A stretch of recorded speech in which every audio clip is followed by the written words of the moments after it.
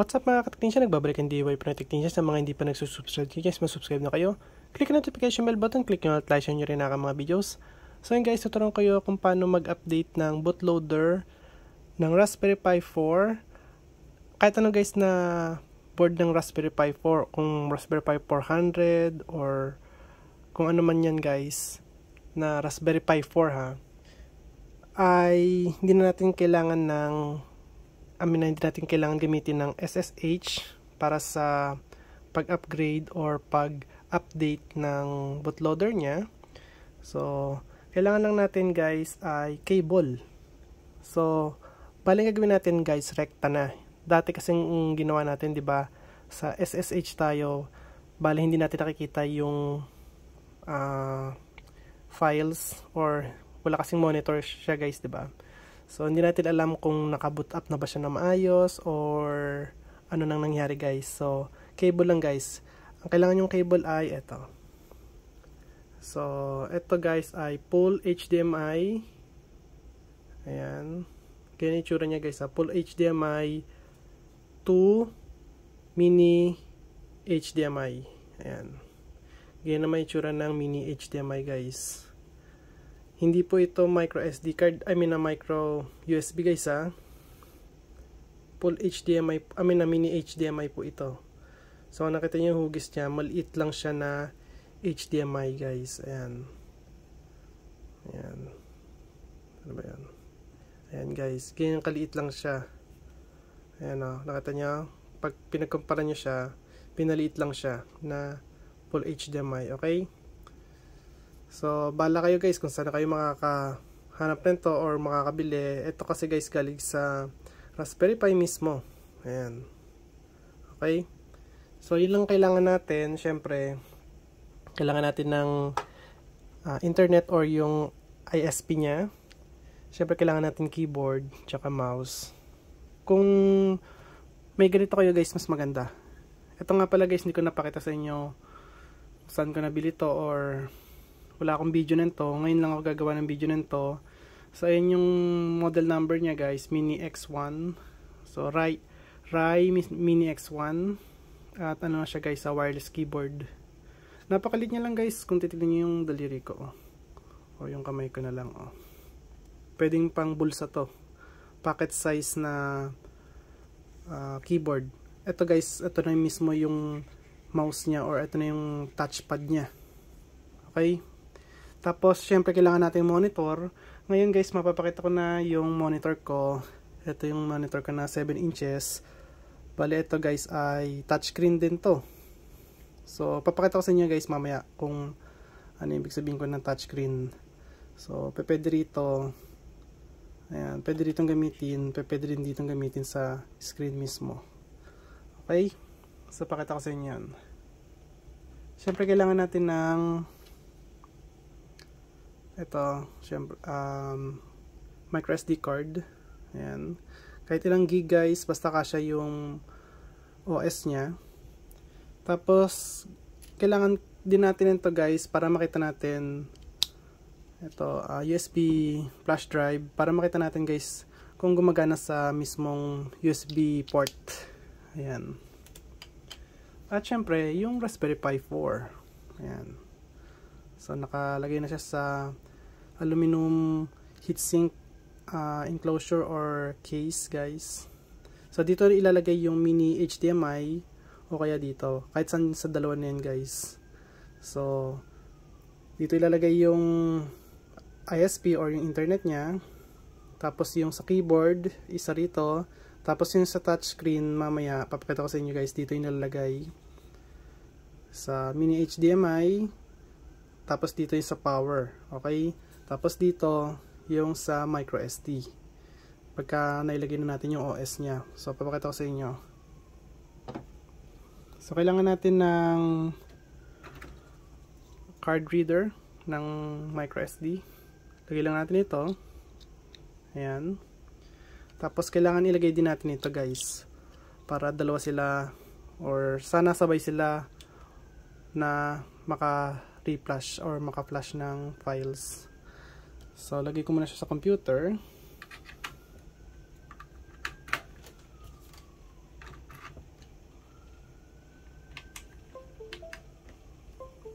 Ayan. Tapos download tayo guys ng, alisin mo natin to. Cancel lang yan mga yan guys. Ayan. Pagka nagkaroon kayo nito, cancel nyo lang. So download tayo dito sa Google ng Raspberry Pi. Ito guys, Raspberry Pi. Tapos punta kayo dito sa Raspberry Pi.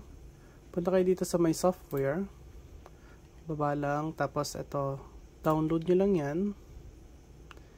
And then, tignan nyo guys kung saan siya na-download. Tulad nito, save as, nakalagay siya sa download, tapos sa program, tapos ito na yung pangalan niya, Imager. Okay? So, doon natin siya hanapin. So, download lang natin siya. Yun guys, download na pala agad. Bilis. Kasi mabilis yung internet natin. Ngayon, pwede natin i-open na agad. Yan, open folder. Para rekta na agad siya. So, nasa PC, download, tapos program. So, baka sa inyo nasa download lang kasi sa akin nasa program guys. So, double click lang yan para ma-install natin. Yes. Tapos install. Ayan, tingnan natin yung details niya. And then, finish. Ayan guys, so X lang natin ito. X lang natin yan. X. So, choose OS tayo guys, operating system. Tapos, kung nakikita nyo guys, ito, nakalagay, recommended ito sa Raspberry Pi desktop. So, click lang natin yan. Yun na agad guys. Kung ano yung recommended, yun na agad. So, 32-bit lang siya. Pero kung ayaw nyo yan, pwede naman dito guys. Ito oh. Okay. So, kahit na anong gusto nyo dyan guys. Pero syempre, mas maganda kung susundin nyo yung katulad ng sa akin. Diba? So, break tayo dito. So, ito yung i-download natin. Kasi yun yung recommended eh. So, ibig sabihin, yun yung stable. So, choose yung ano natin guys. So, ito, hindi ba pwede dalawa to? Isa lang siya guys, pwede. So, dito muna tayo guys sa may SD card or yung micro SD. Kasi ito yung kanina USB disk. So, ito yung flash drive. Ito naman yung SD card or yung micro SD. Okay? Ayan o. Mataas yung gig niya. Ito, maliit lang. So, ito yung pipilitin natin. Tapos, right na yan guys. Dati kasi, itong kiniklik natin, no, itong settings na to, advanced option. So, may pinaglalagay pa tayo dito. Ngayon, wala na guys. Ready na tayo dito. Ano na agad natin siya right. Tapos, yes lang yan. And then guys, balik ako kapag na-complete ko na yan guys. Okay. So, ayan, nagra-writing na siya. So, balik ako guys. Tignan niyo yung oras sa ito yung oras natin na ito.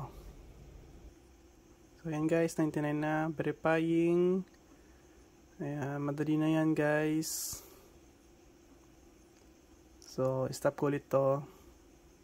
Balik ako kapag 99% na siya. Ayan guys, finishing na siya. At ganyan guys mangyayari kapag finish na siya. So, cancel nyo lang yan. Ayan, okay. Cancel. Ito, X na to guys. So, ngayon, pakita ko sa inyo guys yung sa choose storage. So, nawala na yung micro SD card guys. Ayan, yung nakalagay na SDXC yata yun. So, ngayon, ito na yung ipa-flash guys. Ayan. Yung USB flash drive naman. So, click ko lang yan. Tapos, right na to. And then, yes. And then, ayan, habang nantay natin to guys, dito na tayo sa, sa mismong antag dito sa mini monitor natin guys. Okay. So, pakita ko sa inyo. Tanggalin ko muna to guys. Pakita ko sa inyo na tinanggal ko to. Ayan. So, ito na siya guys. Tanggalin ko na siya. Lagay ko na to sa may Raspberry Pi 4. Ayan siya guys ha. So, dyan na siya. Ayan. Tapos, lagay ko dito yung mga niya tag dito. yung keyboard. So pakita ko sa inyo guys. So ayan guys, lagay muna natin tong ISP niya or yung internet niya. Ayan. Tapos ilagay natin tong wait lang. Itong power supply dito sa monitor. Yan yung lang mag-open yan. Yan talaga guys. Open na lang natin siya mamaya. And then lagay natin yung itong full HDMI guys. Ito sa monitor niya. Ito dito. So ito yung number 1. Ito yung number 2. HDMI 1, HDMI 2. Okay? Dito yan. Tapos etong dulo nito, dito yan sa may mini HDMI niya guys. Ito. So ayusin nyo guys mabuti kasi pagkabago yan masikip yan. Ayan. Huwag yung pipilitin kapag hindi pumasok. Tanggalin nyo tapos pasok nyo ulit. Tapos lagyan natin ng eto guys. So nandito naman siya sa may dito sa may ano niya, type C. Ayan, para sa touchscreen naman yan guys. Kaya ako pinalagay sa inyo yan. Ayan. Pero kung ayaw nyo nang gamitin yung touchscreen, okay lang.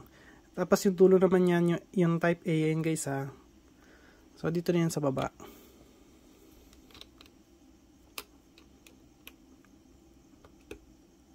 Ayan. Okay. Ayan. Tapos yung sa keyboard natin, dito yan guys. Ayan. Sa taas. Yun. Tapos lagyan natin yung power supply niya. Ito. Okay. Type C. So 5 volts yan. 5 volts 3 amps na power supply. So ayan guys. Tingnan natin. So kung power on na natin siya ngayon.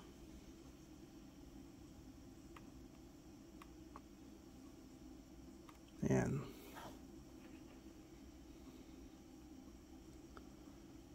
Ay, namatay. Ay, pinatay ko na naman. Power on ulit natin. Ayan.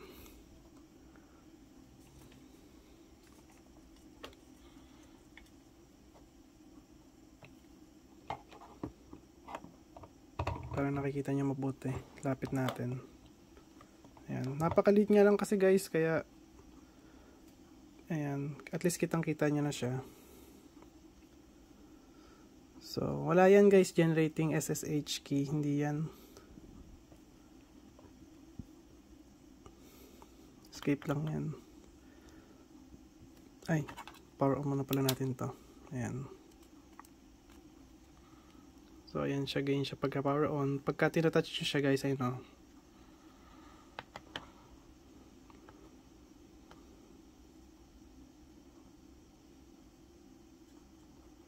Tingnan natin. So, ayan. So, escape lang yan. Tapos magbubutam na yan guys.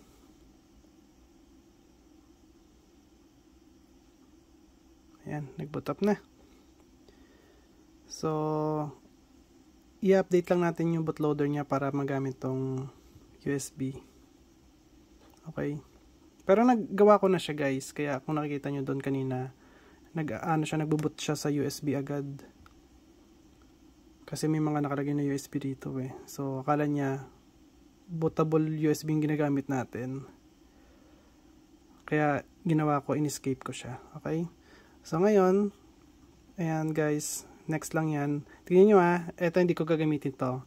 So, yung arrow nandoon, diba, pwede ko siyang i-touch dito. Ayun o. Diba, nakita nyo? Kapag inalis ko to, hindi ko na siya matatouch guys. Wala. So, ito nakakapag-enable siya ng touch. Ayan. So, ayan guys. Bale, ito na lang gagamitin ko para nakikita nyo yung pinipindot ko. Ito gagawin ko lang tong United States. Kasi nasa United States ako. At lalagay ko dito guys ay Los Angeles kasi nasa Los Angeles ako. Ayan, enter. Na-click lang pala.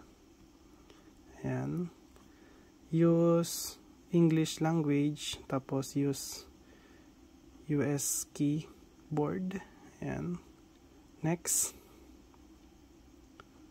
Ayan guys, para nakikita nyo yung ginagawa ko. So hindi ko ginagamit yung mouse kasi mas mabilis gamitin dito. Parang mouse din naman kasi ito guys eh. Para, eto kasi guys, all in one. Diba? Nandito na yung mouse mo. Tapos dito ilalagay ko na lang dito. Kung kayo na guys bala kung ano yung username na gagamitin nyo.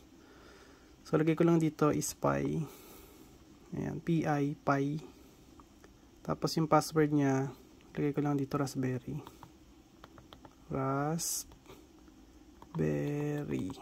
Ayan, ulitin ko lang yun guys. Or tignan nyo, eto guys, click nyo tong hide character para makita nyo. Pag inrest nyo kasi yung ano, yung arrow, yung check dito, makikita nyo na yung password nyo. So, raspberry lang guys yung password. Or gayahin nyo na lang din ako para pare-pares tayo guys. Ayan. Tapos, pwede natin i-hide siya. Tapos, next. Tapos, saan ito nakalagay? Okay. Okay lang natin. So, ngayon guys, ito, ibig sabihin nito, itong pindutan na to, kasi baka malit yung screen ko, kaya kitang-kita nyo agad guys. Kasi baka gamitin nyo malaking screen, magkaroon ng mga itim yung gilid. Pindutin nyo lang to, okay? Para lumaki yung screen. Sa akin malaki na kasi wala nang itim yung gilid niya eh. So, next. So, sa Wi-Fi guys, kasi may Wi-Fi build to. So, ilalagay ko yun sa amin. Tapos, sa inyo guys, kung ano yung password nyo sa Wi-Fi nyo, or kung ano yung Wi-Fi nyo, tapos yung password nyo, ilagay nyo rin. So, next lang natin to. Ilalagay ko lang yung password namin dito sa sa amin guys. Ayan. Next. Password ng Wi-Fi yun, tsaka yung Wi-Fi nyo mismo guys ha. So, hindi naman tayo pare-press ng Wi-Fi, hindi rin tayo pare-press ng password. Pero kapag ayaw nyo ilagay yung Wi-Fi nyo, pwede nyo naman skip dito to, guys.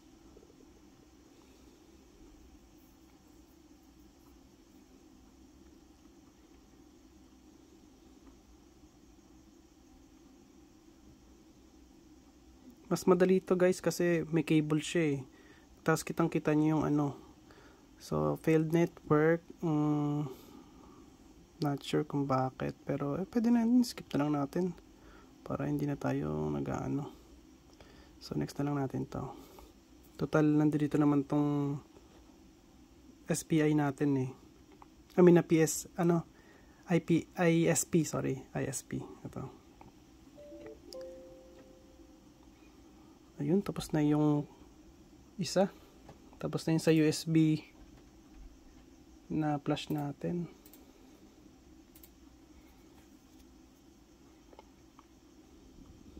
Ayan. Tignan natin guys. Download updates. Kayo nang bahala guys kung gusto nyo skip. Pare-press din naman tayo mangyayari. Kung ano yung mangyayari sa akin, ganun din mangyayari sa inyo eh.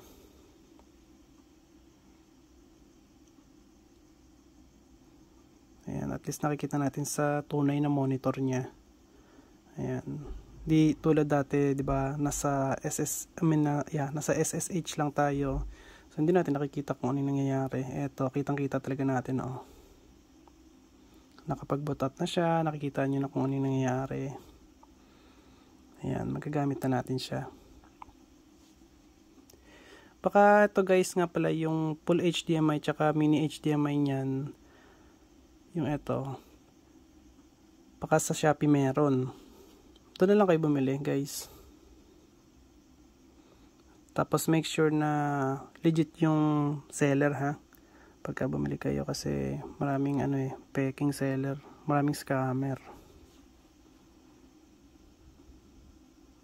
Yan guys, stalling update, tingnan natin.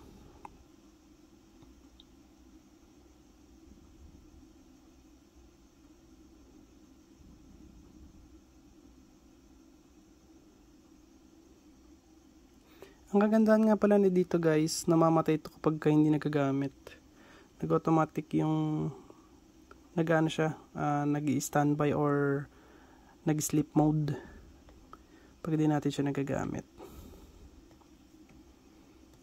Tsaka kagandahan dito is chargeable siya guys. Ayan.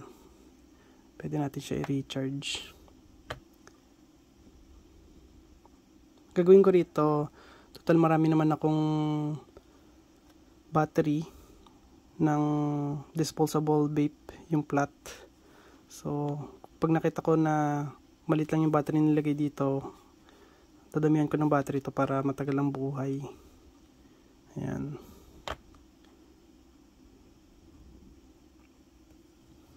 Ayan guys, waiting lang tayo. Tingnan natin.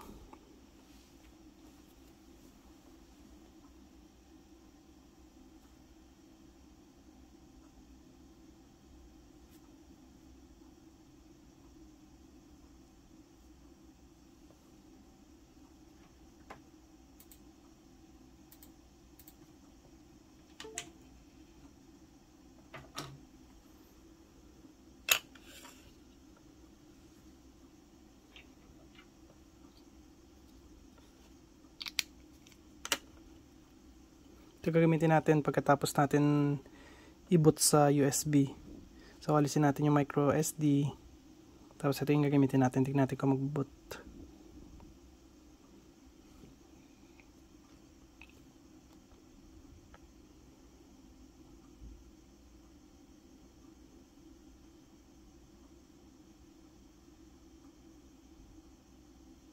Ayan guys. Yan, tulad yan guys, so namatay siya. So ngayon, kahit pinutin nyo lang yung space, okay na ulit yan, buhay na ulit. So restart lang natin.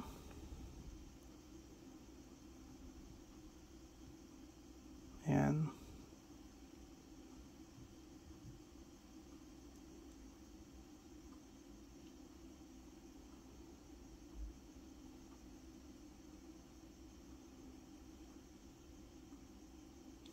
Escape.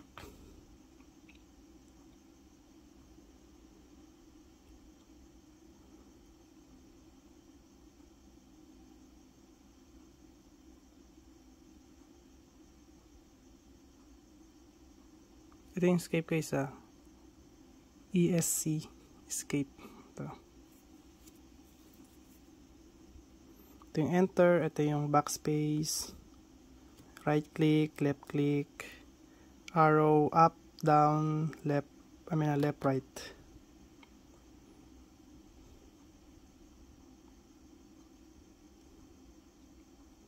Ayan guys, so dito na tayo papunta sa terminal. Ito guys, so click lang natin yan, tapos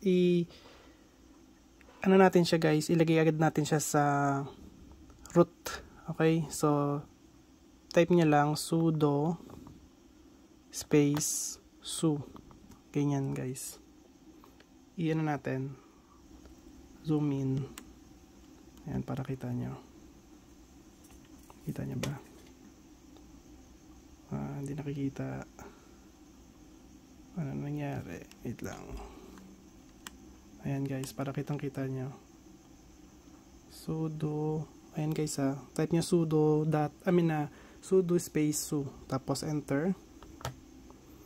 So nasa root na tayo guys, ayan, kung nakikita nyo, nasa root na tayo. Tapos type nyo apt space update. Ayan, kasi kailangan natin i-update. Ano ba guys ibig sabihin ng apt? May ibig sabihin kasi yan. So search nyo sa YouTube, sa Google, kung ano ibig sabihin ng apt. Or pwede natin search natin, wait lang, search ko. So apt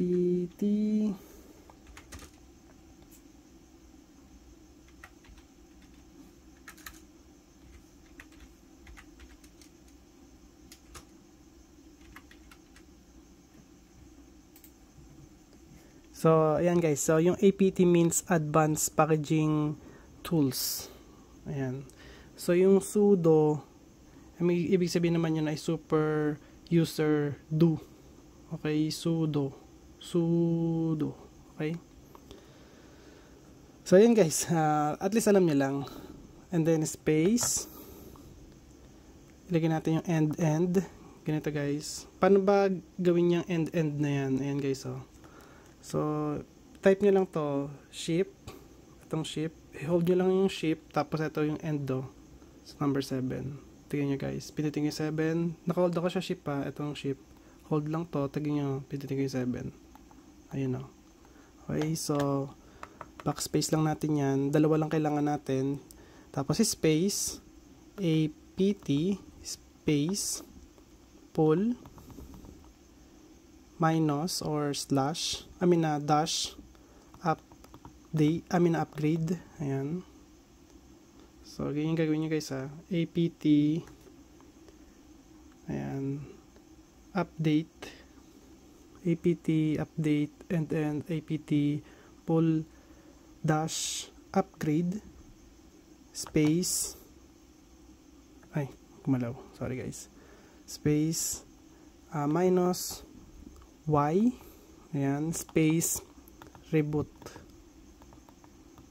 Pagka na-upgrade yan, ibig sabihin kasi yan guys, pagka na-update nyo na yan, tapos na-upgrade, ayan, ba't ganun, parang lumabo, ayan, pag na-update nyo daw, tapos na-upgrade nyo din, ibig sabihin yan ng y, kada nagtatanong to kung no or yes, so ibig sabihin yung y is yes.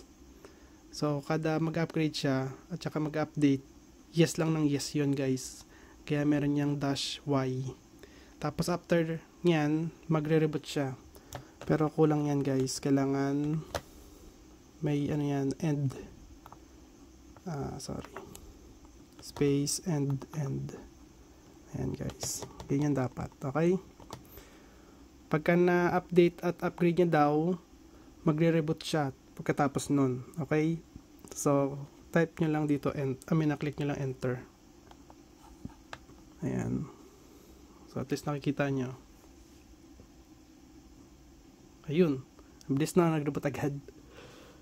So sa inyo, for sure, dahil sa akin nga guys ay na upgrade ko na tsaka na update ko na, yung sa inyo sigurado matagal yon guys.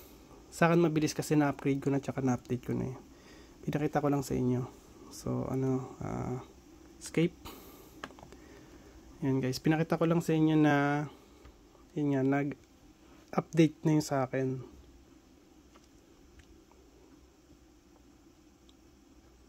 So wait lang tayo konti.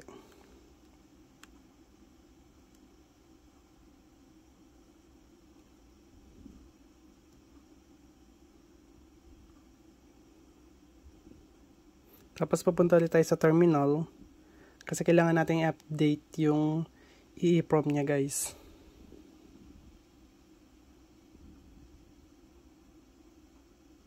So punta ulit tayo sa terminal. Tapos type natin sudo space su, tapos enter.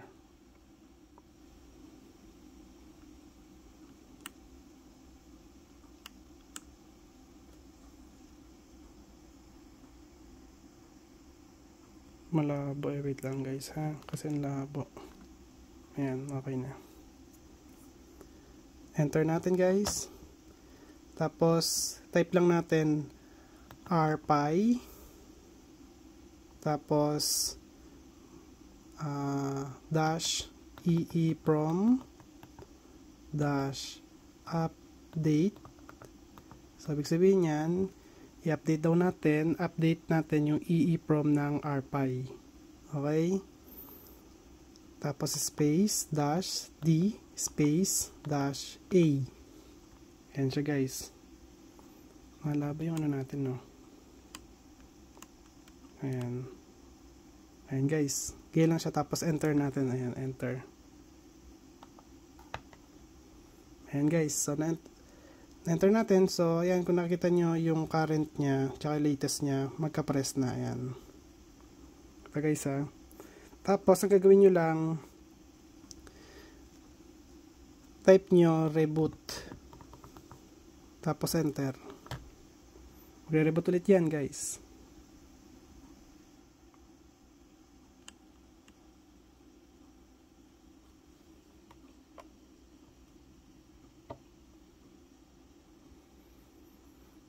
Escape.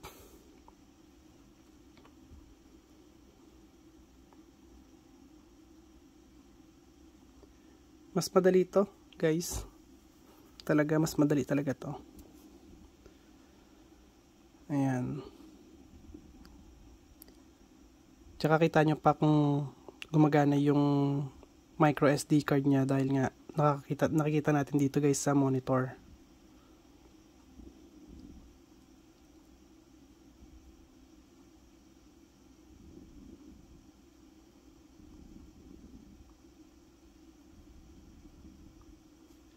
So ayan guys, punta tayo sa terminal. Ay, doble ko yung pindot. So ayan guys, ngayon type nyo sudo space raspi space, space tuloy dash config. Ayan. So ibig sabihin daw niyan, i-config natin siya. Ayan guys, so ibig sabihin niyan, i-config daw natin siya doon sa Raspi niya. Config yung Raspi. Okay? And then click enter. So ayan guys, ang lalabas niyan. Mas madali na ngayon yan kasi gagamitin lang natin itong arrow na lang. So sa arrow, baba lang natin. Ayan. Hanggang sa makapunta sa advanced option. And then enter. Tapos baba natin sa may bootloader version. Enter. And then kailangan natin guys syempre yung latest version. So kailangan natin dyan guys. So enter lang natin yan. So make sure nakalagay latest guys ha. Ayan o. Enter lang. So kung nakikita nyo rito, reset boot from ROM. Reset boot ROM to default. So ilagay lang natin dyan guys. Right natin. Right arrow para maging no. Tapos enter. Ayan. And then okay lang natin kasi wala tayong option kundi okay lang. So baba lang natin ulit. Ilagay natin naman sa may sa advanced option pa rin tayo. Tapos dito ilagay natin dito sa may boot order. So enter lang natin. Tapos syempre saan ba natin iboboot? 'Di ba? Kaya natin gagawin 'to kasi iboboot natin sa USB boot. Ito guys. So enter lang natin 'yan. Ayan, and then click enter ulit natin. Ayan. Tapos pindutin lang natin tong right. Ayan, tapos right ulit. Tapos enter guys. Tapos kung nakita nyo boot daw, kung nire-reboot natin. So right lang natin para maging no. Tapos enter. So ilagay natin diyan guys sudo. Ayan. Tapos syempre space power off. Ayan. Tapos enter. Ayan guys, okay na yan. Ready to boot sa ano na yan. Sa tag dito. Sa USB flash drive. So tanggalin ko lang yung power niya. Tapos tanggalin ko lang din yung micro SD.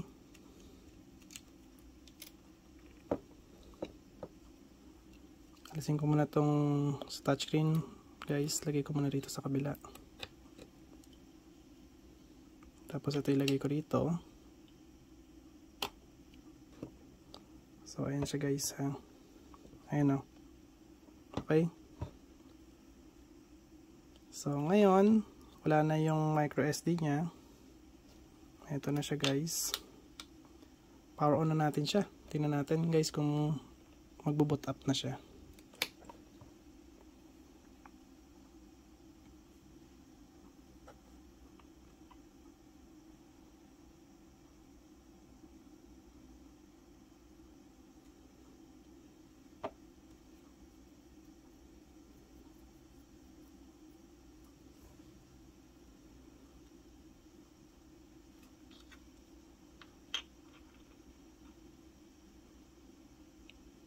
Feeling ko guys nagbo-boot up na siya kasi ayan na siya oh. Kasi ganyan din yung una natin, di ba? Ayan. Yung unang boot up ng sa microSD, ganyan din yung ano niya eh. Yung sistema niya. So tingnan natin.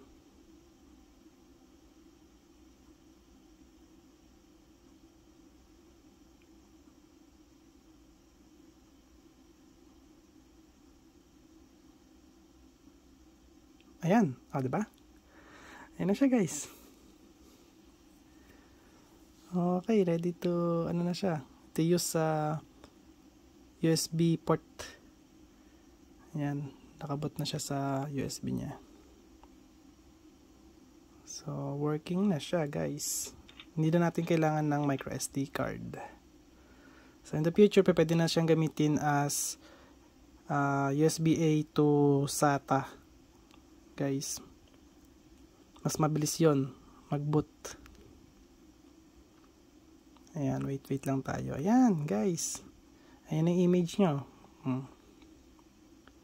Wait lang tayo ng konti kasi yung gamit kong ang tag dito, yung gamit kong USB flash drive guys is old, lumang luma na yan guys. So ayan guys, nagana na siya.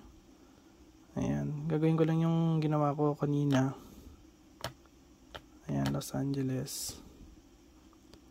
Itong dalawan to. Ayan. Ready na yan guys. Kung ilalagay nyo naman yung sa piso wifi na software nyo, ayan guys, ready to go na yan. Wala nang kailangan gawin dyan. Ito, pinapakita ko lang sa inyo na working talaga siya guys. Ayan, working na working siya. Para makita niya mabuti, at least walang daya ang ginagawa natin guys. Ano ba to? Ano yung ano natin? Ito, kulang ng R.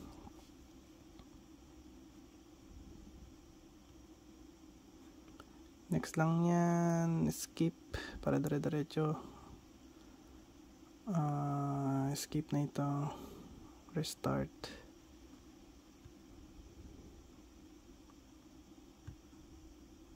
Ayan. Ayan, okay na. Matagal ng konti yung video natin dahil nga ano pa tayo, nag-reflash pa tayo, tapos nag-update pa tayo, kaya matagal yung video natin. Pero tulad nyan, okay na siya, nakapag-refresh naman tayo ng maayos. Siyempre sa inyo, no need na guys ulit na mag-reflash.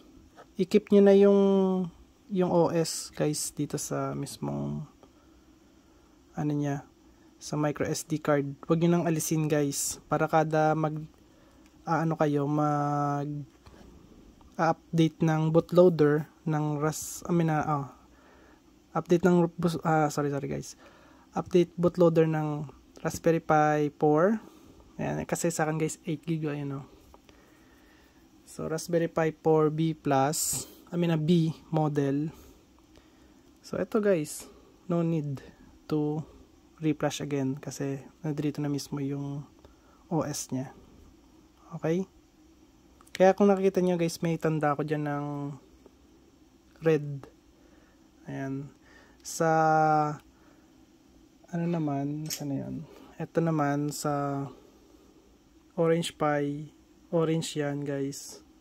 Hindi ko alam bakit nagbago ang kulay, pero orange yan.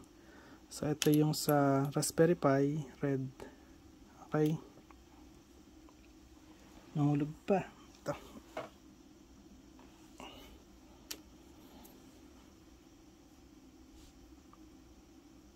Ayan, so